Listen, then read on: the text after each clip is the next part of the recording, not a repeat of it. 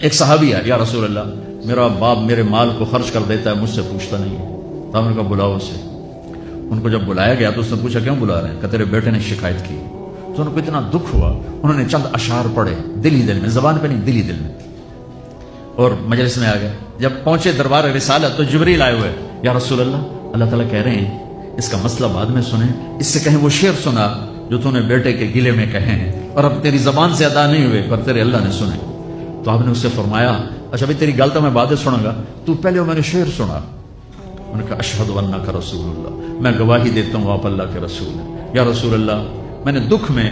چند اشعار زبان سے نہیں دل ہی دل میں دہرائے تھے اور آپ کے رب نے عرشوں پہ سنا، واقعی آپ کا رب بھی سچا اور آپ بھی سچے۔ آپ نے کہا کیا کہا؟ میرے بیٹے جس دن تو پیدا ہوا ہم نے اس دن اپنی ذات کے لیے جینا چھوڑ دیا، ہم نے تیرے لیے زندگی کا سفر شروع کیا، تجھے ٹھنڈی چھاؤں میں بٹھانے کے لیے گرم ہواؤں سے لڑا، تمہیں ٹھنڈی ہواؤں سے بچانے کے لیے برفانی راتوں میں کام کیا، تیری ایک مسکراہٹ دیکھنے کے لیے ساری ساری رات تڑپا، ساری رات اپنے آپ کو کوہلو کے بیل کی طرح اپنی ساری جوانی کا رس نچوڑ کے تیری ہڈیوں میں ڈال دیا۔ میں بوڑھا ہوتا گیا، تو پروان چڑھتا گیا، میری کمر جھک گئی، تیری کمر اٹھ گئی، میری ٹانگوں سے جان نکل گئی، تیری ٹانگیں مضبوط ہو گئی، میرے ہاتھ کانپنے لگے، تیرے ہاتھ مضبوط ہوئے، میں لڑکھڑانے لگا، تو اترانے لگا، تو مجھے خیال آیا کہ جیسے میں اس کے لیے دھکے کھاتا تھا، اس کی زندگی کی دعائیں مانگتا تھا، اس کے لیے تڑپتا تھا، چلو آج میرا یہ سہارا بنے گا۔ لیکن جب تجھ میں جوانی کی لہر دوڑی اور مجھے بڑھاپے نے کھا لیا، جب جوانی میں تجھ میں رنگ بھرا